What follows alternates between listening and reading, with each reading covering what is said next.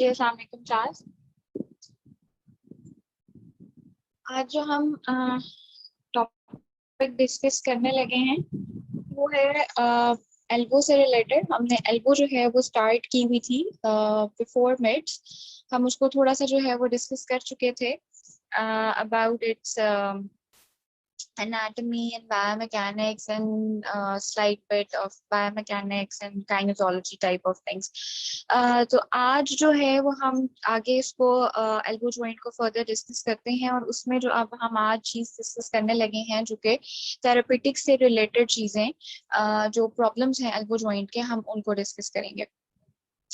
अब इसमें क्या है कि सबसे पहली चीज हम इसमें डिस्कस करेंगे that is the joint hypomobility, जो बेसिक एक जॉइंट का प्रॉब्लम आता है। हम बड़ी दफा इसको डिस्कस कर चुके हैं। अब इसमें जो कॉजेज है हाइपोमोबिलिटी की, अगर हम वो नॉन ऑपरेटिव मैनेजमेंट की अगर हम बात करें कि जिसमें ऑपरेशन या सर्जरी जो रिक्वायर्ड नहीं है, सिंपल नॉन ऑपरेटिव कॉजेज की हम बात करें जिनकी वजह से आपकी एल्बो जॉइंट के अंदर जो है वो हाइपोमोबिलिटी एग्जिस्ट कर सकती है, उसकी क्या डिफरेंस हो सकती है। उसमें सबसे पहले आरए आ जाता है आपके पास, ठीक है। डिटेल में नहीं जाऊंगी, बड़ी दफा हमने उसको डिस्कस किया है। यहाँ पे एक नई चीज है जुवेनाइल आरए या रूमेटाइड आर्थराइटिस, ठीक है। जुवेनाइल आरए का क्या मतलब है कि वो आरए की टाइप जो कि बच्चों के अंदर जो है वो होती है।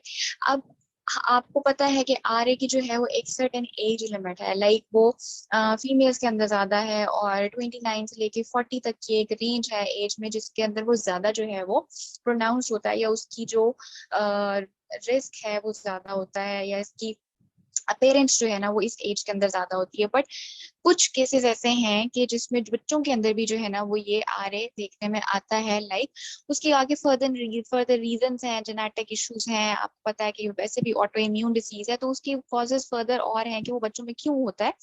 But there is a reason, there is a cause कि बच्चों के अंदर भी आरए जो है वो हो सकता है। और अगर ये आरए होगा तो उसको हम एक तो जुवेनाइल आरए बोलेंगे, जुवेनाइल रूमेटाइड आर्थराइटिस बोलेंगे। सेकेंडली ये है कि ये एल्बो को जो है वो बहुत ज्यादा अफेक्ट करता है in case of juvenile RA. इसके अलावा डिजेनरेटिव जॉइंट डिजीजेस हैं जो कि ओल्ड एज के अंदर जो है वो आपके अपेयर हो सकती हैं। और जो डिजेनरेटिव डिजीजेस हैं या कॉजेज हैं या उसके चेंजेस हैं वो आपके ड्यू टू ट्रॉमा भी हो सकते हैं, ठीक है। एक्यूट रिएक्शंस आफ्टर ट्रॉमा है। डिसलोकेशंस जो हैं वो इस जॉइंट के अंदर काफी कॉमन है। सबलक्सेशंस हो जाती हैं, फ्रैक्चर्स हैं, और फ्रैक्चर्स के बाद अगर आप उसको इमोबिलाइज करते हैं तो पोस्ट इमोबिलाइजेशन जो हाइपोमोबिलिटी आती है ड्यू टू कास्ट और स्प्लिंट्स वगैरह, वो भी एक रीजन है आपके इस पर्टिकुलर जॉइंट की हाइपोमोबिलिटी का, ठीक है। अब इसमें जो common structural and functional impairments आती हैं वो क्या है। अगर हम एक्यूट स्टेज की बात करते हैं तो ऑब्वियसली पेन है। पेन सबसे बड़ी रीजन है हर जगह की, ऑलमोस्ट हर जॉइंट। जॉइंट फ्यूजन स्वेलिंग इस जॉइंट के अंदर जो है वो काफी प्रोनाउंस होती है, देखने में आती है। मसल गार्डिंग जो कि बाकी भी बहुत सारे जॉइंट्स का एक है इम्पेयरमेंट, कि आप पेन की वजह से अपने उन पर्टिकुलर एरियाज को यूज करना जो है वो थोड़ी देर के लिए छोड़ देते हैं। और वो जो छोड़ देना है, मूवमेंट छोड़ देना, वो बेसिकली आपको हीलिंग के लिए जो है वो टाइम जो रिक्वायर्ड होता है वो प्रोवाइड कर रहा होता है, ताकि आप जो है वो अच्छे से हील कर जाए उस time. Restriction in flexion and extension, obviously यहाँ पे जो बेसिक आपकी प्राइमरी मूवमेंट्स हैं जो ट्रू जॉइंट की अगर हम बात करें उसमें फ्लेक्शन और एक्सटेंशन है जो कि आपकी मूवमेंट है, बेसिक मूवमेंट, प्राइमरी मूवमेंट। तो उसके अंदर जो है वो रिस्ट्रिक्शन आ जाती है। सेकेंड, यहाँ पे सुपिनेशन और प्रोनेशन भी होती है। तो सुपिनेशन और प्रोनेशन के अंदर भी जो है वो रिस्ट्रिक्शन आ जाती है विद सबलक्सेशन और डिसलोकेशन, ठीक है। फ्रैक्चर्स के केसेस के अंदर इन सब में आपके जो है ये दो मूवमेंट्स भी जो है वो फिर साथ में अफेक्ट हो जाती हैं along with flexion and extension. सब एक्यूट और क्रॉनिक स्टेजेस के अंदर जो है वो आपके पास कैप्सुलर पैटर्न जो है ना वो यूजुअली एग्जिस्ट करता है। कैप्सुलर पैटर्न को दोबारा डिस्कस कर लेते हैं कि आपके जो भी जॉइंट्स हैं, हर जॉइंट उसके अंदर जब हाइपोमोबिलिटी अपीयर होगी, हाइपोमोबिलिटी स्टार्ट होगी, तो वो हमेशा एक खास पैटर्न के अंदर जो है वो स्टार्ट होती है। ऐसा नहीं है कि all the movements are reduced at the same time at the same level, ऐसा नहीं है।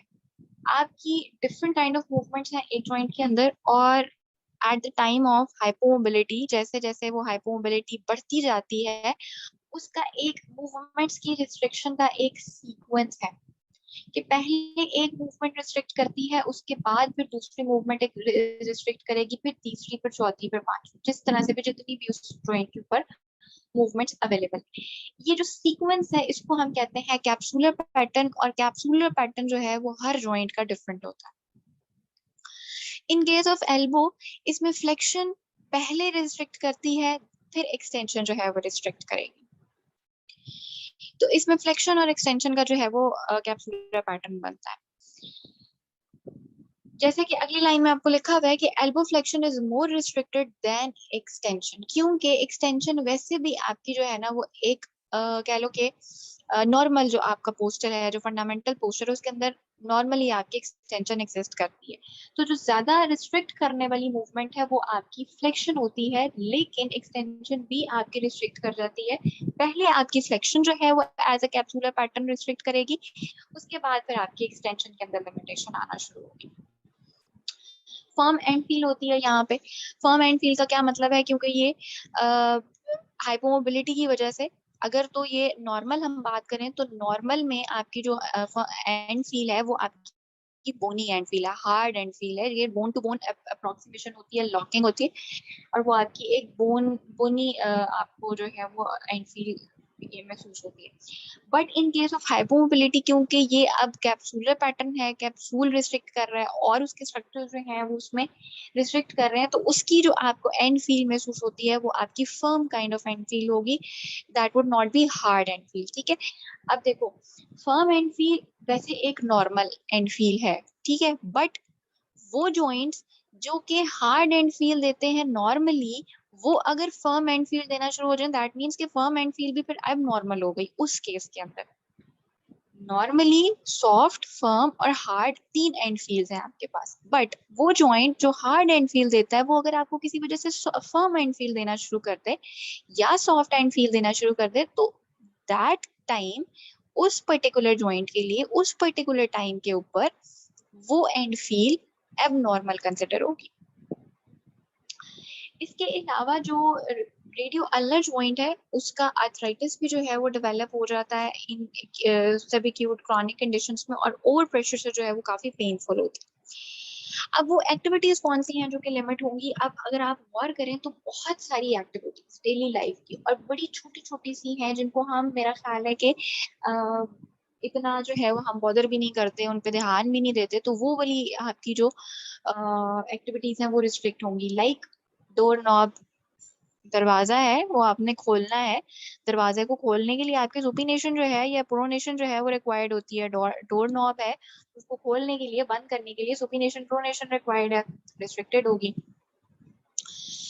कि इन द इग्निशन, आप गाड़ी स्टार्ट कर रहे हो, मोटर बाइक स्टार्ट कर रहे हो, कोई भी आप की जो है वो लॉक के अंदर लगा रहे हो, तो भी उसको घुमाने के लिए आपको सुपिनेशन प्रोनेशन रिक्वायर्ड है।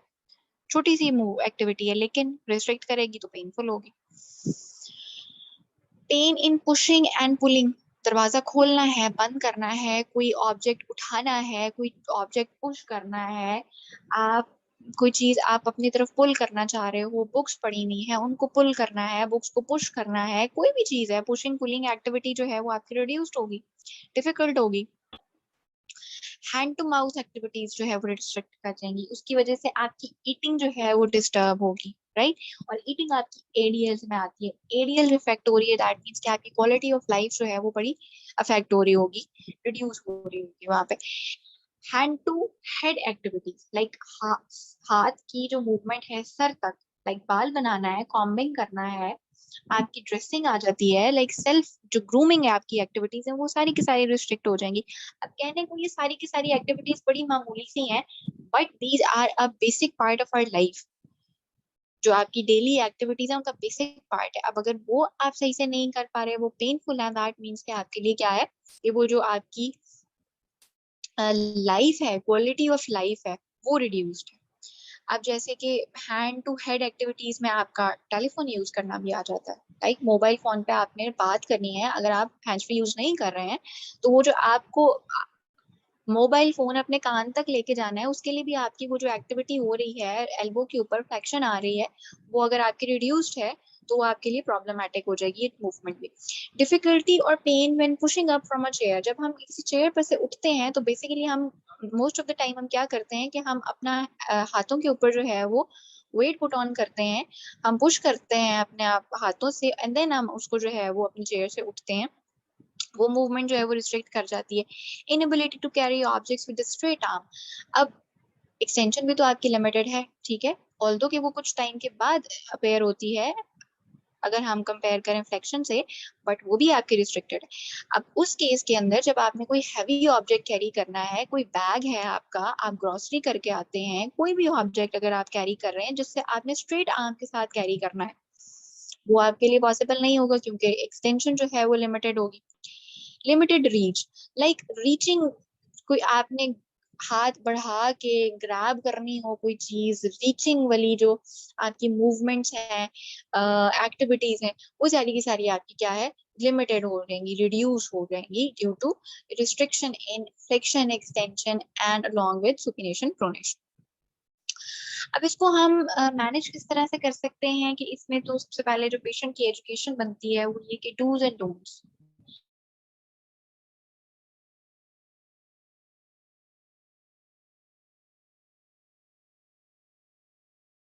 लाइक क्या करना है और क्या नहीं करना, जो करना है वो सेफली कैसे करना है, सेफ मैकेनिक्स उसकी क्या है, जो नहीं करना वो क्यों नहीं करना, ये सारी चीजें आपको बड़ी अच्छे से जो है वो बताई नहीं है। क्यूट स्टेज है, उसमें बेसिक आपका जो फोकस होना चाहिए वो आपके पेन कंट्रोल के ऊपर, स्वेलिंग कंट्रोल कर सकते हैं, ice therapy, cold therapy, hot therapy according to the patient's need.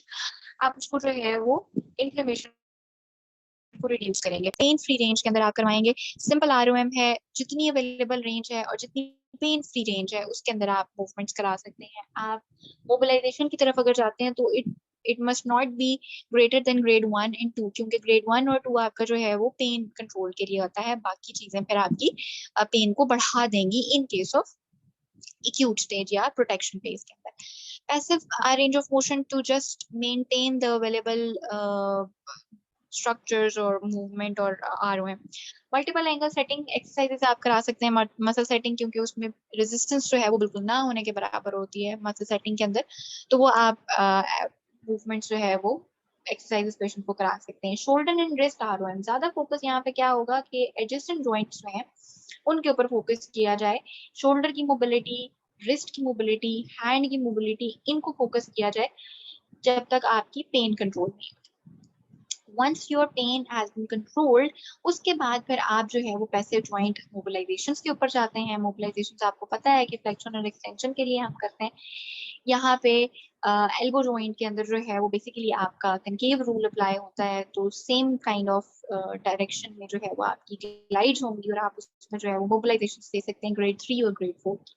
Then stretching है, इनहिबिशन टेक्निक्स हैं, ये आपकी पीएनएफ आप लोगों ने पढ़ा होगा, होल्ड रिलैक्स, कॉन्ट्रैक्ट रिलैक्स, ये जो एक्टिविटीज हैं, एक्सरसाइजेस आप करवा सकते हैं।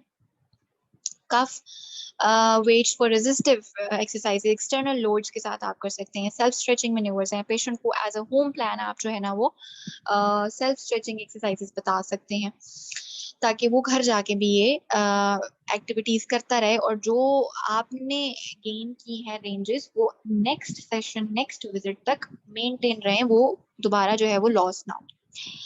अच्छा, एक और चीज यहाँ पे एल्बो के केस के अंदर जो है वो देखने में मिलती है जिसको हम कहते हैं पुश्ड एल्बो। पुश्ड एल्बो का क्या मतलब होता है कि इन एनी रीजन, रीजन भी बताती हूँ, खास तौर पे इसमें जो है ना वो फॉलिंग है, जब आप गिरते हैं हम जमीन पे, तो हमारा सबसे पहला जो रिफ्लेक्स आता है वो ये कि हम अपने हाथ से उसको जो है ना वो अपने आप को जमीन पे गिरने से रोकते हैं। जब आप हाथ से आउटस्ट्रेच हैंड, इसको हम बोलते हैं फॉलिंग को, तो जब आप आपके हाथ के ऊपर वजन आएगा, आपके पूरे के पूरे बॉडी वेट आपका हैंड के ऊपर आ रहा है, नीचे से ग्राउंड रिएक्शन फोर्सेस हैं और आपका पूरा बॉडी वेट आपके हैंड के ऊपर आ रहा है। तो उस टाइम पे वो जो एक एक्सियल कंप्रेशन आता है ना, कि ऊपर से बॉडी वेट नीचे से ग्राउंड रिएक्शन फोर्सेस, तो वो आपकी जो जॉइंट है ना वो एक दूसरे के अंदर क्या है, कंप्रेस हो जाती हैं बोन्स। अब इस केस में, एल्बो के केस में क्या है कि आपकी वो जो रेडियस बोन है वो पुश कर जाती है प्रॉक्सिमली, वो ह्यूमरस के जो कैपिचुलम जिसके साथ उसने ज्वाइंट बनाना होता है वो उसकी तरफ ज्यादा पुश हो जाती है, अपनी जगह से थोड़ी सी वो डिस्प्लेस होके वो पुश हो जाती है आपके कैपुचुलम की तरफ, और जो एनुलर लिगामेंट है उसके अंदर जाके वो इम्पिंज कर जाती है। ठीक है, अब इसकी वजह से क्या है कि मूवमेंट जो है वो आपकी थोड़ी सी ऑल्टर हो जाएगी, बायोमैकेनिक्स चेंज हो जाएंगी और वो आपकी पेनफुल होगी। समटाइम्स इसमें साथ में फ्रैक्चर भी जो है वो आ जाता है, कुलीज फ्रैक्चर, वो आपने पढ़ा होगा कि डिस्टल रेडियस का जो है ना वो समटाइम्स फ्रैक्चर जिसको हम कहते हैं वो हम उसको कुलीज फ्रैक्चर कहते हैं। तो sometimes with a pushed elbow आपका कुलीज फ्रैक्चर भी जो है वो इसके साथ अकम्पनी कर रहा होता है। अगर फ्रैक्चर है वो तो फिर एक अलग चीज है, फ्रैक्चर को आपको हील करना पड़ेगा, उसको रिडक्शन एंड ऑल दैट। लेकिन अगर फ्रैक्चर नहीं है तो इस सिंपल आपकी वो जो रेडियस का पुश हो जाना है ना, इसको हम कहेंगे पुश्ड एल्बो, उसको हम ठीक कर सकते हैं, मैनिपुलेशन हम उसकी कर सकते हैं, उसको हम रिड्यूस कर सकते हैं उसकी अपनी असल जगह पे, अगर पुलिस फ्रैक्चर नहीं है। तो उसके लिए हम क्या करते हैं, अच्छा इसके लिए हाँ इसके लिए हम करेंगे क्या कि इसकी रिडक्शन हम किस तरह से करते हैं कि रेडियल हेड जो है ना उसको हम ट्रैक्शन देते हैं। ठीक है, ये आगे स्लाइड्स के अंदर भी लिखा हुआ है, इसको मैं बताती हूँ कि जस्ट फॉर अभी ब्रीफ, कि हम उसको क्या करते हैं कि हम ट्रैक्शन देते हैं, और ट्रैक्शन से वो क्या है कि अपनी तरफ डिस्टली उसको खींचना होता है ना, ट्रैक्शन। अब ट्रैक्शन देंगे तो वो जो आपकी रेडियस बोन है जो पुश हुई हुई है टुवर्ड्स कैपिचुलम, वो डिस्ट्रैक्शन की वजह से वापस अपनी जगह पे आती है, और देन हम उसको क्या करते हैं वहां पे बैंडेज कर देंगे, हम उसको थोड़ी देर के लिए मोबिलाइज करेंगे, और उसके बाद फिर हम उसका बाकी का ट्रीटमेंट पोस्ट इमोबिलाइजेशन वाला स्टार्ट करते हैं।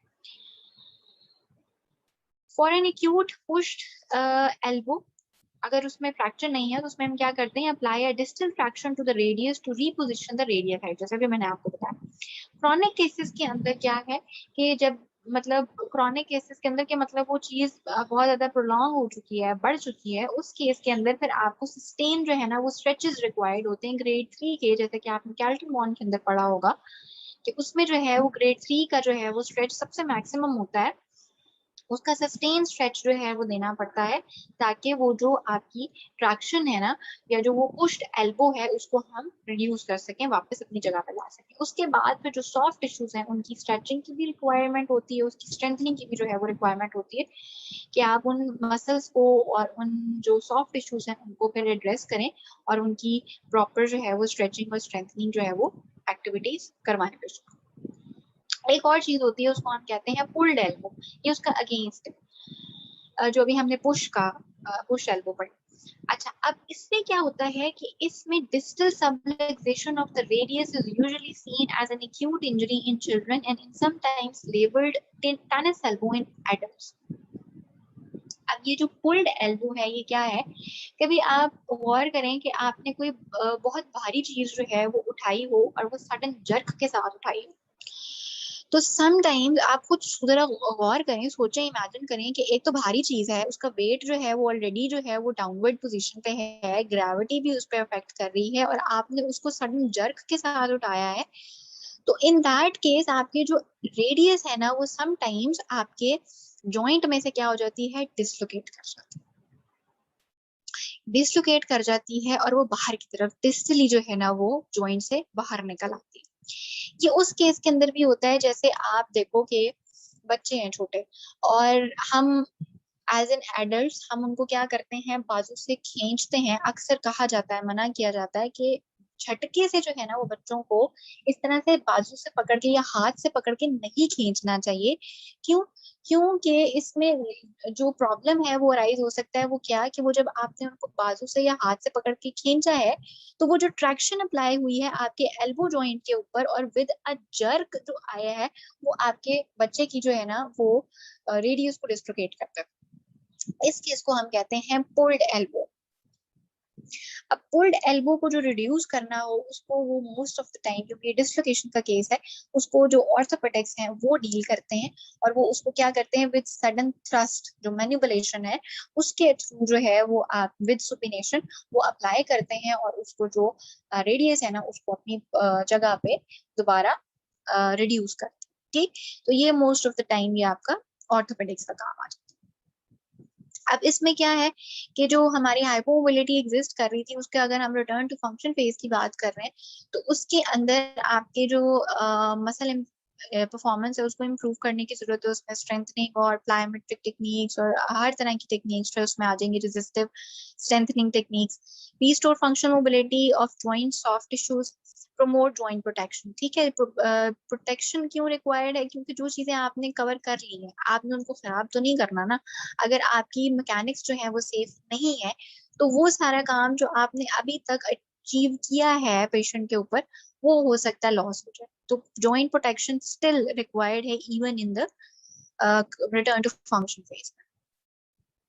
अब अगर हम सर्जिकल ऑप्शंस की बात करें, जैसे फ्रैक्चर्स के केसेस हो जाते हैं या जो आपकी और प्रॉब्लम्स हैं हाइपोमोबिलिटी फ्रैक्चर्स की वजह से या डिसलोकेशंस वगैरह की वजह से हो रही हो, टिपिकली अगर हम फ्रैक्चर्स की बात करें तो उसमें जो सर्जिकल ऑप्शंस आपके पास आ जाते हैं उसमें आपके पास ओपन डिडक्शन, इंटरनल फिक्सेशन एक procedure, open deduction, internal fixation, जिसमें हम ओपन करते हैं जॉइंट को, ठीक है, ओपन उसकी सर्जरी होती है और आप इंटरनल फिक्सेशन जो है वो उसमें अप्लाई करते हैं।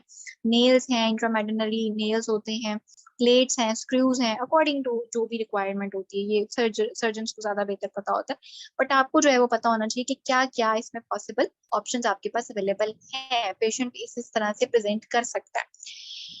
इसके अलावा arthroscopic assisted reduction and internal fixation है कि आप थ्रू कैमरास जो हैं वो आर्थ्रोस्कोपिकली आप उसको रिड्यूस कर रहे हैं और इंटरनल फिक्सेशन जो है वो अप्लाई कर रहे हैं। एक्सट्रूजन ऑफ रेडियल हेड, मैंने आपको पहले भी बताया था कि यहाँ पे एल्बो के अंदर जो रेडियस का हेड है वो फ्रैक्चर बड़ी जल्दी होता है, कॉमन उसका फ्रैक्चर है।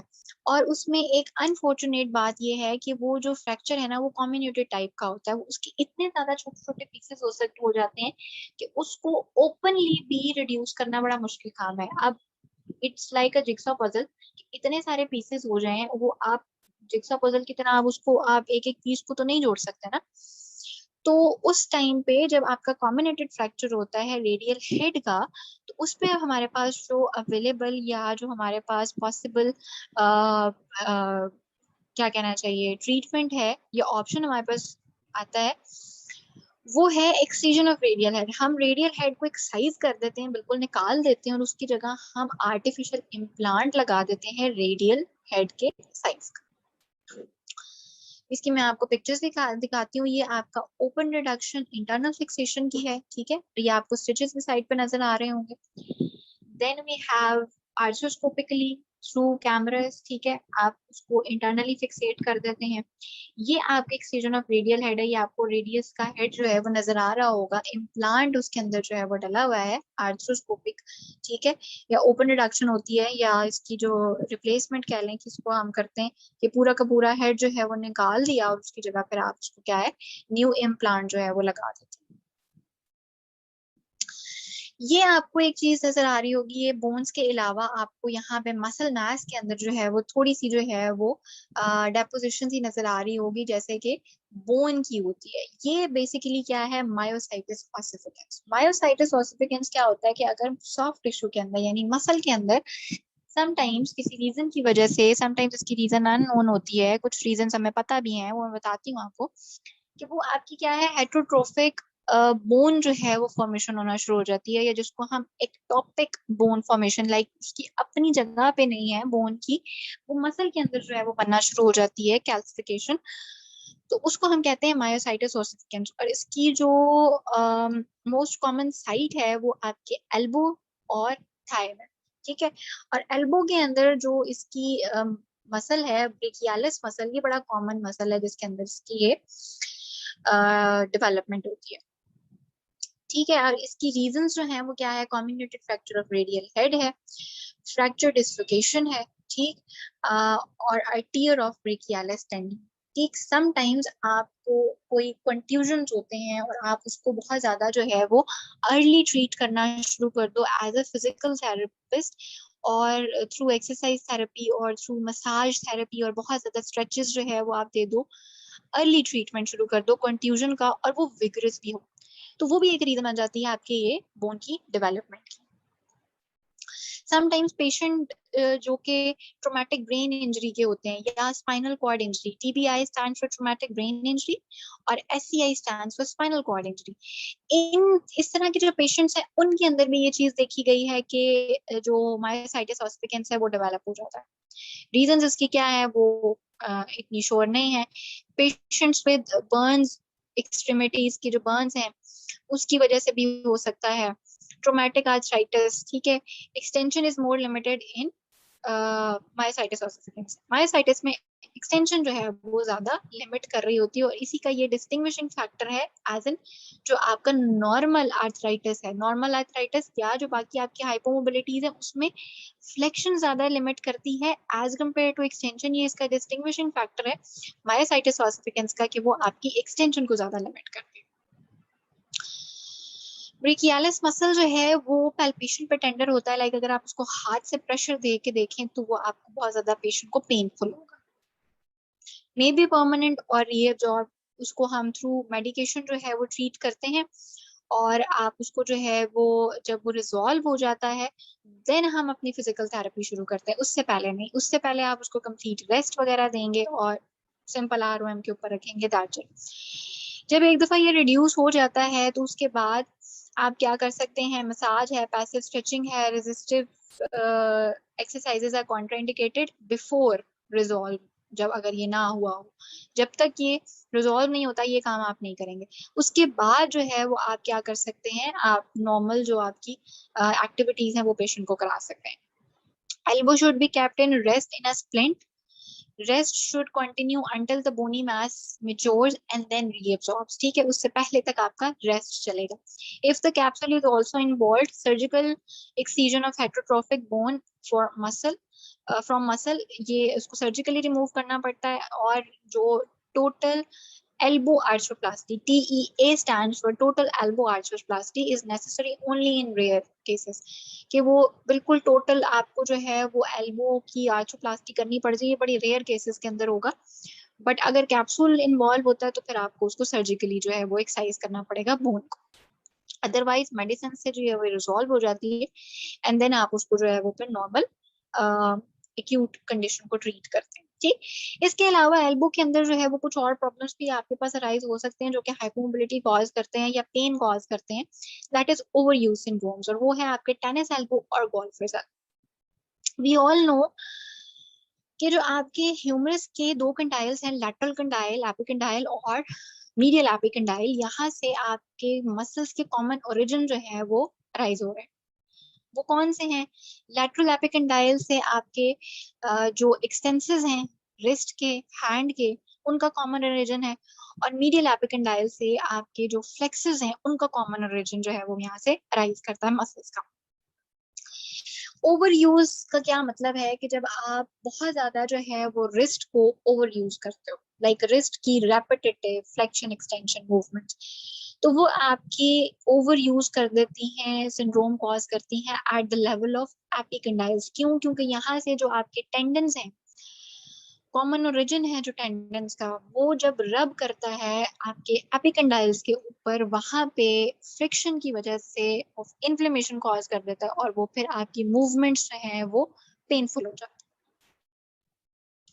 अब उसमें जो प्रॉब्लम्स आ जाते हैं, impairments, gradually increasing pain in the elbow region after excessive activity of wrist and hand. अब कहने को रिस्ट और हैंड की एक्टिविटी की है, पर पेन आपके जो है वो एल्बो में जा रहा है, क्योंकि आपका कॉमन ओरिजिन वहां पे एल्बो के अंदर।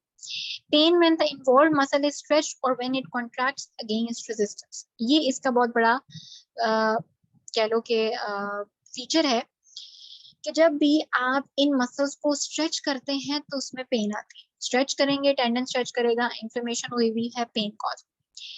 सेकेंडली, जब आप अगेंस्ट रेजिस्टेंस, विदाउट रेजिस्टेंस इतना प्रॉब्लम नहीं, रेजिस्टेंस के अगेंस्ट जब आप मसल को कॉन्ट्रैक्ट करते हैं तो उस टाइम पे भी आपके टेंडन जो है वो वहां पे जब रब करेगा बोन के ऊपर तो वो आपको पेन कॉज करेगा। डिक्रीज मसल स्ट्रेंथ, अब जब आपकी कॉन्ट्रैक्शन पे भी प्रॉब्लम है आपको और आपकी स्ट्रेचिंग्स के ऊपर भी प्रॉब्लम आपको आ रही है, तो अल्टीमेटली आपकी वो जो स्ट्रेंथ है वो रिड्यूस होती चली जाएगी। इंड्योरेंस जो है वो आपके मसल्स की वो इसमें रिड्यूस्ड हो चुकी होती है। जो आपके हैंड की ग्रिप है, स्ट्रेंथ, वो रिड्यूस्ड होगी, आपको मिलेगी। पेन की वजह से वो लिमिटेड होगी, आप प्रॉपर फिस्ट जो है वो नहीं बना सकते। Tenderness with palpation at the site of inflammation, अगर आप एपिकंडाइल्स को जो है वो पैल्पेट करके देखेंगे तो वहां पे आपको क्या है, इन्फ्लेमेशन मिलेगी, पेन मिलेगी। such as over the lateral or medial epicondyle, head of radius or in the muscle belly। ठीक है, ये सारे एरियाज आपके क्या होंगे, पेनफुल होंगे। अब इससे जो कॉमन लिमिटेशंस आ जाती हैं एक्टिविटीज की, वो क्या है, inability to participate in provoking activities such as racket sports, sewing और golf। वो सारी एक्टिविटीज जो इनको प्रोवोक कर रही है। अब रैकेट की जो एक्टिविटीज हैं, रिस्ट यूज हो रही है उसके अंदर, गोल्फ है रिस्ट यूज हो रही है, थ्रोइंग एक्टिविटीज है आपका हैंड और रिस्ट यूज होगा।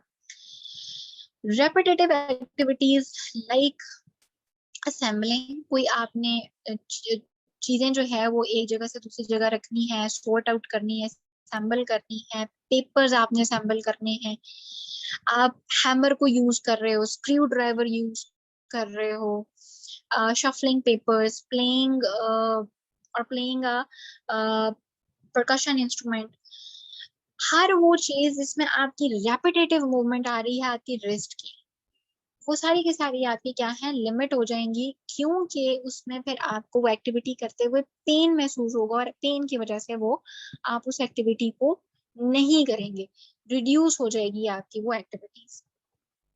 अब इसमें हमारी जो आपका ट्रीटमेंट आ जाता है वो क्या है कि जो प्रोटेक्शन फेज है उसमें तो ऑब्वियसली आपको पेन को मैनेज करना है और आपने इन्फ्लेमेशन को मैनेज करना है, तो उसमें आप क्या कर सकते हैं, कॉकअप स्प्लिंट्स यूज कर सकते हैं। ठीक है, हैंड के ऊपर आपके कॉकअप स्प्लिंट्स होते हैं जो कि आपकी फ्लेक्शन और एक्सटेंशन को जो है ना वो लिमिट करते हैं। तो उसके जब आपकी रिस्ट की मूवमेंट लिमिटेड होगी तो ऑटोमेटिकली आपकी वो जो इन्फ्लेमेशन है वो एल्बो लेवल के ऊपर रिड्यूस होना शुरू हो जाएगी। वंस वो रिमूव हो जाए, रिड्यूस हो जाए, उसके बाद आप जो है वो इमोबिलाइजेशन जो है उसको आप खत्म करें, आप स्प्लिंट्स को उसका यूजेज जो है वो स्टॉप करें एंड देन आप पेशेंट को नॉर्मल एक्टिविटीज जो है वो करवाएं। Avoid all aggravating activities. ठीक, क्रायोथेरेपी इसमें अच्छी रह जाती है। देन आपकी develop soft tissue and joint mobility, इसमें आप मसल सेटिंग्स करा सकते हैं और वो किस किस की, आप फ्लेक्सेस, रिस्ट के फ्लेक्सेस और एक्सटेंसेस दोनों की मसाज आप दे सकते हैं पेशेंट को। न्यूरो मोबिलाइजेशन, नर्व्स की जो है वो मोबिलिटी को आप मेंटेन कर सकते हैं, बेहतर कर सकते हैं। मेंटेन अपर एक्सट्रीमिटी फंक्शन, एक्टिव आरओएम और restricted resisted exercise off shoulder, scapula and wrist. ठीक है, ये आप एक्टिविटीज करा सकते हैं। अब इसमें क्या है कि जो कंट्रोल्ड मोशन है, रिटर्न टू फंक्शन फेज, उसके अंदर आप जो मसल्स की फ्लेक्सिबिलिटी है और जो उसके लिए आप क्या कर सकते हैं कि मैनुअल स्ट्रेचिंग टेक्निक्स हैं। अब वो आपने पढ़ी हुई होंगी, पीएनएफ पढ़ी होंगी आपने, agonist contraction with hold relax technique, ये आपने पीएनएफ पढ़ी होगी, इसकी डिटेल में मैं नहीं जा रही हूँ। देन आप स्ट्रेचिंग जो है वो सेल्फ स्ट्रेचिंग पेशेंट को बता सकते हैं, क्रॉस फाइबर मसाज जो है वो बता सकते हैं। जॉइंट्स की जो रेंज ऑफ मोशन है उसको बेहतर करने के लिए आप movement, MWM, mobilization with movement बता सकते हैं। अच्छा, अब मोबिलाइजेशन विद मूवमेंट एक ऐसी चीज है जो कि आप थेरेपिस्ट और पेशेंट दोनों करते हैं, but in case of elbow हमारे पास कुछ ऐसी टेक्निक्स हैं जो कि आप मोबिलाइजेशन विद मूवमेंट भी पेशेंट को खुद बता सकते हैं। लाइक वो सेल्फ मोबिलाइजेशन विद मूवमेंट हो जाएगी, पेशेंट ही खुद करेगा कि वो मोबिलाइजेशन भी खुद ही देगा और वो मूवमेंट भी खुद ही प्रोड्यूस करेगा। वो किस तरह से, ये पहले मोबिलाइजेशन विद मूवमेंट देखते हैं कि इसमें आप क्या कर सकते हैं कि आप लेटरल जो है वो ग्लाइड आप दे सकते हैं रेडियो जो आपका अल्नर जॉइंट है, सॉरी रेडियो ह्यूमरल जॉइंट है, उसको आप लेटरली जो है वो ग्लाइड दे सकते हैं। अलोंग विद आप पेशेंट क्या करेगा कि आप फ्लेक्शन जो है वो प्रोड्यूस करेगा at the level of wrist. ये आपको एरोज जो है वो नजर आ रहे होंगे, ठीक है, ये आपको एरोज नजर आ रहे हैं कि फ्लेक्शन जो है वो पेशेंट खुद प्रोड्यूस कर रहा है और लेटरल जो ग्लाइड है वो थेरेपिस्ट दे रहा है। ठीक है, तो था मोबिलाइजेशन विद मूवमेंट। आप इसको बेल्ट के साथ भी कर सकते हैं, अगर बेल्ट अवेलेबल नहीं है आप सिंपल अपने हैंड्स के साथ यूज कर सकते हैं, मैनुअली दे सकते हैं। अब सेल्फ मोबिलाइजेशन विद मूवमेंट क्या होगी? अब उसमें क्या है कि आप पेशेंट को गाइड किस तरह से कर सकते हैं कि पेशेंट जो है वो डोरवे में खड़ा हो जाए, ठीक है, अब डोरवे में जो फ्रेम है उसके साथ अपने आप को पुश करें, टॉवल रख लें ताकि थोड़ी सी स्पेस अवेलेबल हो जाए, और दूसरे हाथ से जो है वो आप पेशेंट जो है वो खुद अपने आप को क्या करेगा, लैटरल ग्लाइड देगा, और साथ में क्या है कि उसने फ्लेक्शन जो है वो प्रोड्यूस करनी है। हाथ में आप कोई बॉल पकड़ा सकते हैं, कोई कपड़ा पकड़ा सकते हैं, कोई भी चीज, just to perform gripping movement और उसकी जो है वो फ्लेक्शन प्रोड्यूस करनी है, जस्ट सिंपल। ये इसकी सेल्फ मोबिलाइजेशन आ जाएगी, मोबिलाइजेशन विद मूवमेंट। अब मसल परफॉर्मेंस और फंक्शन को आप कैसे इंप्रूव कर सकते हैं?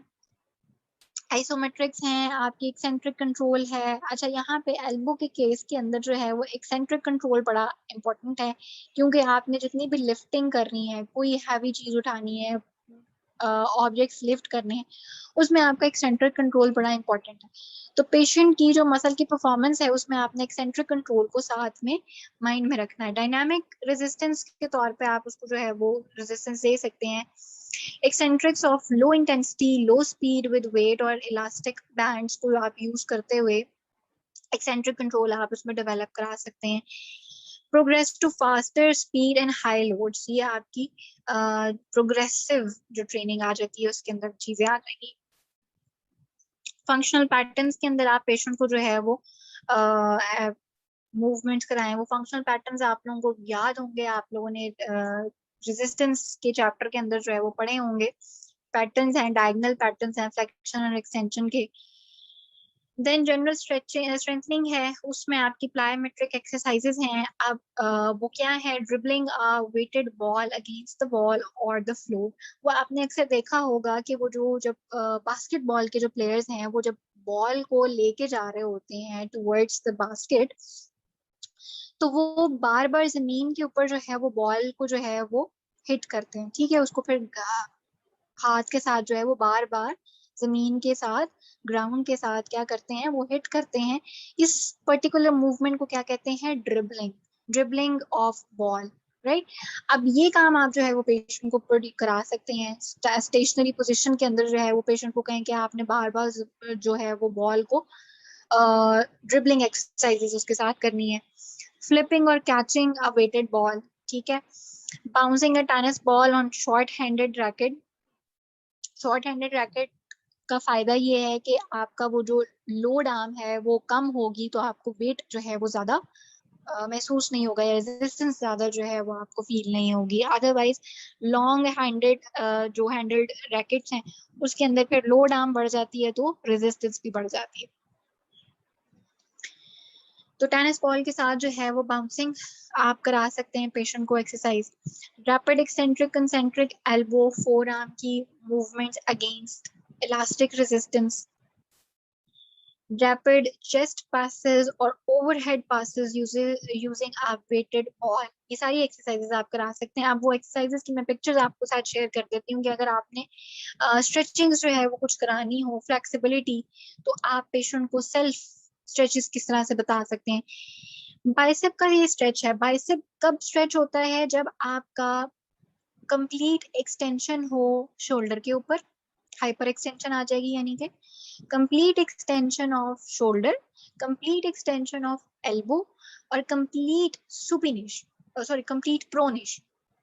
ये पैटर्न है आपका बाइसेप के स्ट्रेच का।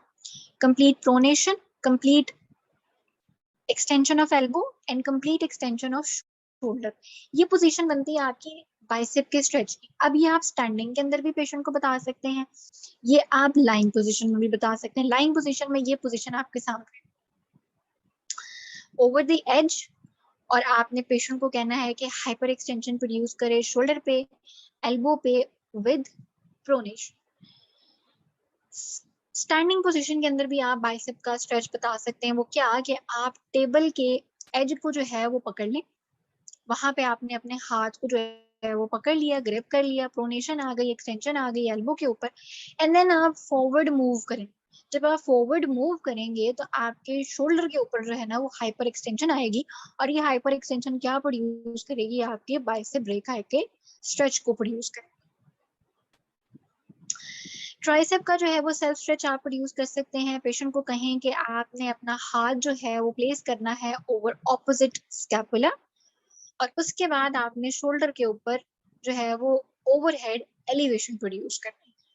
ठीक एल्बो से रीइंफोर्स आप कर सकते हैं उसको, मूवमेंट को। ये आपका ट्राइसेप का सेल्फ स्ट्रेच हो रहा था। सुपिनेशन को आप प्रोड्यूस कर सकते हैं। ठीक है, आप मिड प्रोन पोजीशन के ऊपर रखें हाथ को, और दूसरे हाथ से जो है वो आप अपनी सुपिनेशन प्रोड्यूस करें, और सुपिनेशन को जब ओवर आप प्रेशर देंगे तो आपका जो सुपिनेशन है उसका स्ट्रेच आ जाएगा।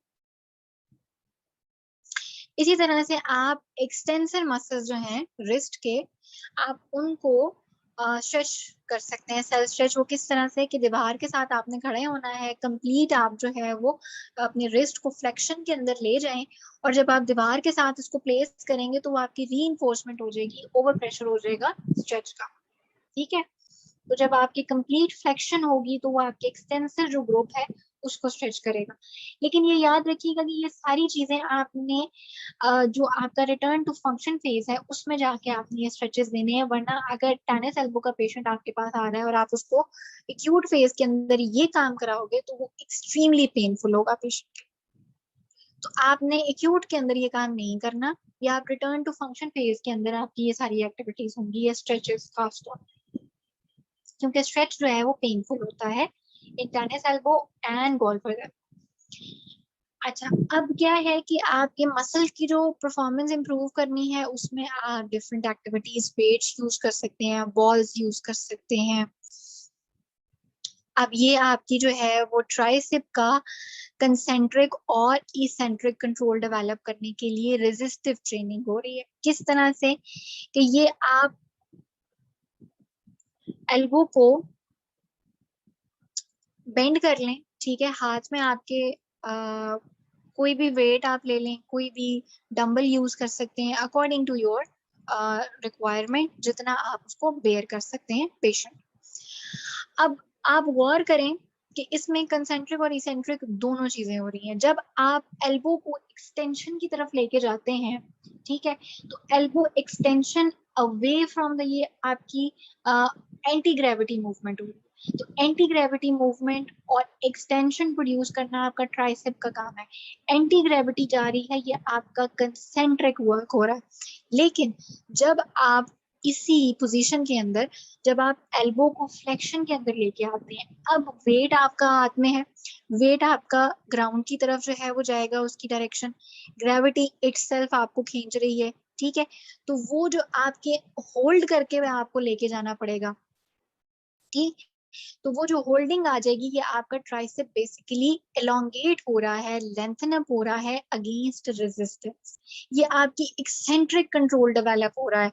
गो के यहाँ पे ये एल्बो की फ्लेक्शन हो रही है, बट यहाँ पे आपके पास वेट भी है, वो टुवर्ड्स ग्रेविटी है, ग्रेविटी की अपनी फोर्स है। ये सारी चीजें मिलके आपके मसल को क्या कर रही हैं, एलोंगेट कर रही हैं, और आपके मसल को इन सारी जो फोर्सेस हैं उनके अगेंस्ट क्या करना पड़ रहा है, काम करना पड़ रहा है, होल्ड करते हुए जो है वो क्या करना पड़ रहा है, इस मूवमेंट को प्रोड्यूस करना पड़ रहा है। तो ये बेसिकली आपका क्या है, एक्सेंट्रिक मूवमेंट है। तो आपकी ये पर्टिकुलर पोजीशन और ये पर्टिकुलर एक छोटी सी एक्सरसाइज आपका कंसेंट्रिक डेवलपमेंट भी करा रहा है मसल की परफॉर्मेंस के अंदर, और वो एक्सेंट्रिक कंट्रोल भी आपका डेवलप करा रहा है। अगेंस्ट ग्रेविटी आपका कंसेंट्रिक वर्क होगा, टुवर्ड्स ग्रेविटी आपका एक्सेंट्रिक वर्क होगा। ठीक है जी।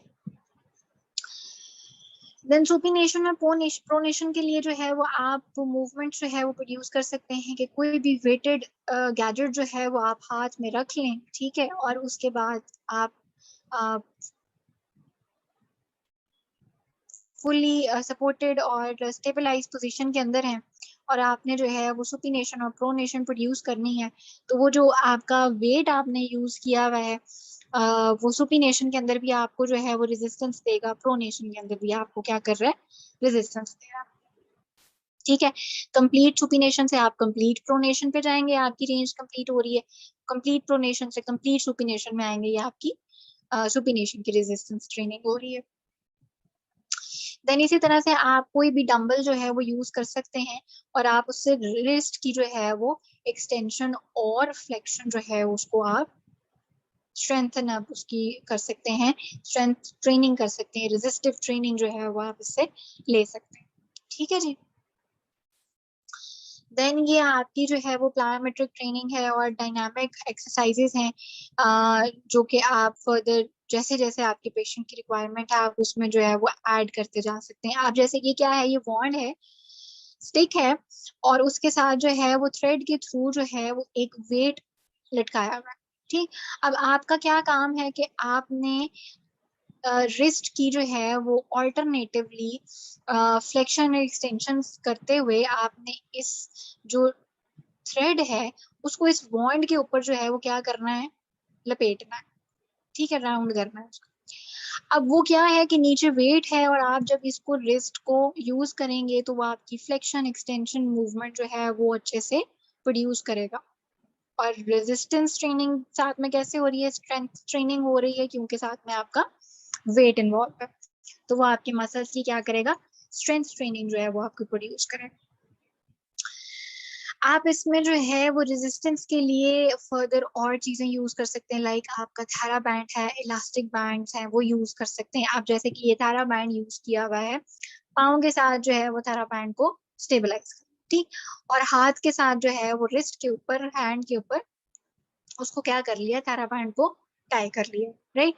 अब अब आप जब अपनी इसको एक्सटेंशन प्रोड्यूस करोगे तो वो जो थारा बैंड की रेजिस्टेंस है वो आपको रेजिस्टेंस देगी और वो आपकी स्ट्रेंथ ट्रेनिंग जो है वो प्रोड्यूस होगी उससे। इसी तरह से आप एल्बो को भी यूज कर सकते हैं। एल्बो की अगर आपने स्ट्रेंथ ट्रेनिंग करनी है तो अगेन आप पाँव को यूज कर सकते हैं, थारा बैंड को टाई कर लिया एंड देन आप उसको जो है वो क्या कर रहे हैं, उससे आप एल्बो की फ्लेक्शन और एक्सटेंशन जो है वो उसकी फ्लेक्शन की खास तौर पे रेजिस्टेंस ट्रेनिंग जो है वो कर सकते हैं। ये आपका यूनिलैटरल था, आप एक आर्म को यूज कर रहे हैं, यहाँ पे आप दोनों आर्म्स को जो है वो यूज कर सकते हैं। ठीक, दोनों आर्म्स को यूज करने के लिए आप दोनों पाँव के नीचे से थारा बैंड यूज कर गुजार रहे हैं और दोनों हाथों से आपने उसको पकड़ लिया है। अब जब आप अपने एल्बो को जो है वो फ्लेक्स करेंगे तो जो थारा बैंड की रेजिस्टेंस है वो आपको क्या करेगी, रेजिस्ट करेगी और उसके अगेंस्ट जब आपके मसल्स वर्क करेंगे तो that would cause your strength training, muscles के अंदर स्ट्रेंथनिंग डेवलप कराएगी। ठीक है जी। देन आप क्या कर सकते हैं, आप क्लोज चेन एक्सरसाइजेस कर सकते हैं, उसमें आपके पुशअप्स हैं, पुशअप्स को आप थोड़ा सा मॉडिफाई कर सकते हैं कि आप टेबल पुशअप्स कर लें। ठीक है, कंप्लीट आप जो एक प्रॉपर पुशअप पोजीशन है आप उस पर बेशक नहीं जाएं, वो ज़्यादा जो है वो फोर्सफुल है, तो आप इसको वॉल पुशअप्स कर सकते हैं, आप टेबल पुशअप्स कर सकते हैं। ठीक, इसके अलावा जो आप ये सीटेड पुशअप्स, जैसे पहले मैंने आपको बताया कि हम हाथ जो है वो हाथों के ऊपर वेट पुट ऑन करते हैं सीट से उठने के लिए एंड देन हम अपना वेट जो है वो अपने आप को शिफ्ट करते हैं टुवर्ड्स स्टैंडिंग पोजीशन। तो ये जो बी पोजीशन है इसमें आप क्या कर सकते हैं, सीटेड पुशअप्स कर सकते हैं, वो भी आपके एल्बो की जो है वो ओवरऑल अपर लिम्ब की जो है वो आपकी स्ट्रेंथ ट्रेनिंग होगी। देन फर्दर पॉसिबिलिटीज हैं, पुलिस के थ्रू, वेट्स के थ्रू आप जो है वो पेशेंट की जो है वो डिफरेंट एक्टिविटीज प्रोड्यूस कर सकते हैं ओवरऑल अपर लिम्ब की, नॉट ओनली एल्बो। इसमें आप अपर लिम्ब की जो है वो प्लायोमेट्रिक ट्रेनिंग आप करा सकते हैं, स्ट्रेंथ ट्रेनिंग पुलिस के थ्रू और वेट के थ्रू। ठीक हो गया। देन आपकी जो पुशिंग और पुलिंग एक्टिविटीज हैं वो आप प्रोड्यूस कर सकते हैं। कोई भी वेट है उसको आपने पुश करना है या पुल करना है, ठीक है, ये आपकी ट्रेनिंग हो रही है, स्ट्रेंथ ट्रेनिंग ही है। जैसे जैसे आप वेट बढ़ाते जाएंगे वो आपके मसल्स के लिए स्ट्रेंथनिंग उसकी जो है वो बढ़ती चली जाएगी। Depressing a door handle and pushing open a door, ये सारी एक्टिविटीज आपकी जो है वो रिस्ट की, एल्बो की, फ्लेक्शन, एक्सटेंशन, सुपिनेशन, प्रोनेशन, इन सब की जो है वो, ये आप उसको 1 by 1 ट्रेनिंग करा सकते हैं। ये आपकी जो है वो लेक्चर था आज का, और इसमें जो ज्यादा फोकस है हमारा वो हाइपोमोबिलिटी के ऊपर था, कि आपने जो ट्रेनिंग है, ट्रीटमेंट है, वो किस तरह से आपने देना है पेशेंट को। ठीक है जी। एल्बो जॉइंट हमारा जो है वो यहाँ पे खत्म हो गया है। इसको लेक्चर में कोई प्रॉब्लम हो, कोई चीज समझ में ना आए तो मुझसे पूछ लीजिएगा। नेक्स्ट लेक्चर से जो हमारे ऑन कैंपस होंगे इंशाल्लाह, उसमें हमने अपने प्रैक्टिकल स्टार्ट करने हैं। ठीक है, नेक्स्ट पूरा वीक हमारा प्रैक्टिकल्स के अंदर गुजरेगा, और प्रैक्टिकल्स के अंदर मैं आपको ये कहूँगी कि अपनी जो ऑन कैंपस अटेंडेंस है उसको इंश्योर कीजिएगा। कैंपस में आके अटेंड करें लेक्चर, प्रैक्टिकल्स करें, हैंड्स ऑन करें, चीज़ें समझ में नहीं आई हुई उनको क्लियर करें, क्योंकि उसके बाद फिर हमारे वाइवास चलने हैं। तो वाइवास जो है वो बेसिकली आपका प्रैक्टिकल रिलेटेड ही होगा।